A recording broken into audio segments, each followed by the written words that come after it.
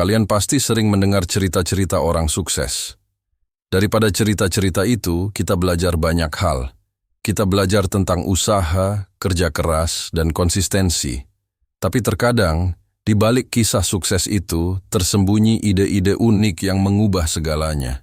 Sayangnya, kita seringkali mengabaikan ide-ide kecil itu. Padahal, ide-ide kecil itu bisa menjadi kunci kesuksesan. Nah, di episode spesial Hari Kartini ini, kita akan membahas 7 ide iseng para tokoh sukses. Ide-ide iseng ini mengubah segalanya. Yuk, simak. Tokoh 1, Mariska Fatmawati, pendiri Martha Tilaar Group. Berbicara tentang kecantikan di Indonesia, Martha Tilaar namanya patut disebut.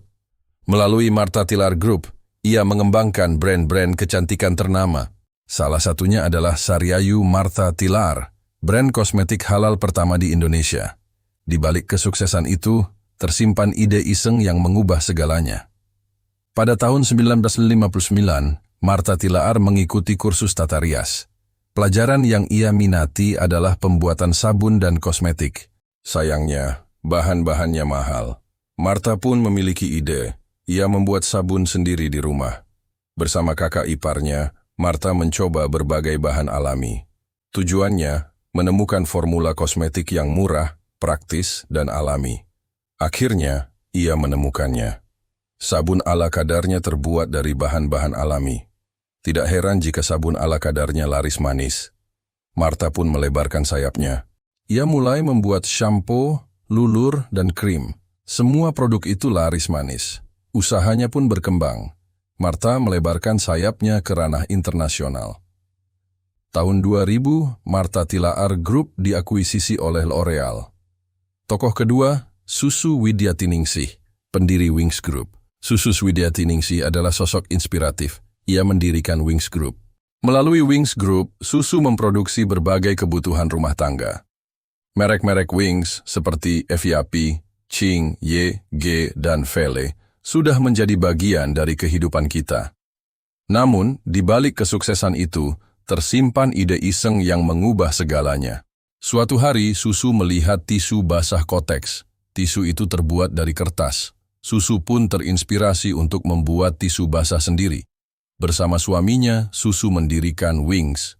Produk pertama mereka adalah tisu basah bayi. Susu menamai produk itu popok sekali pakai. Di balik nama unik itu, tersimpan ide iseng. Popok sekali pakai diproduksi dengan bentuk dan ukuran yang besar. Bentuk dan ukurannya mirip popok dewasa. Siapa sangka, popok sekali pakai itu laris manis.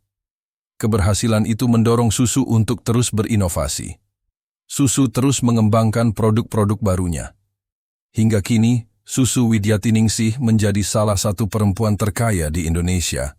Tokoh ketiga, John Paul DeJoria, pendiri Paul Mitchell Schools. John Paul DeJoria adalah sosok inspiratif. Ia mendirikan Paul Mitchell Schools, sebuah sekolah tata rias. Berkat usahanya, kini banyak orang yang berkarir di bidang tata rias. Namun di balik kesuksesan itu, tersimpan ide iseng yang mengubah segalanya. Semasa kuliah, John Paul bertemu dengan seorang juru tata rias. Juru tata rias itu membantu John Paul menyiapkan diri untuk pesta. John Paul pun terinspirasi untuk belajar tata rias. Ia pun mendaftar di sebuah sekolah tata rias.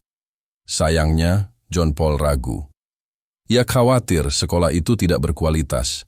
Ia pun memutuskan untuk mendirikan sekolah tata rias sendiri. Bersama sahabatnya, John Paul mendirikan Paul Mitchell Schools. Sekolah itu menawarkan program tata rias dan penataan rambut. Program itu tidak hanya menekankan ilmu tata rias, tetapi juga etika dan profesionalisme. Paul Mitchell Schools pun menjadi sekolah tata ri,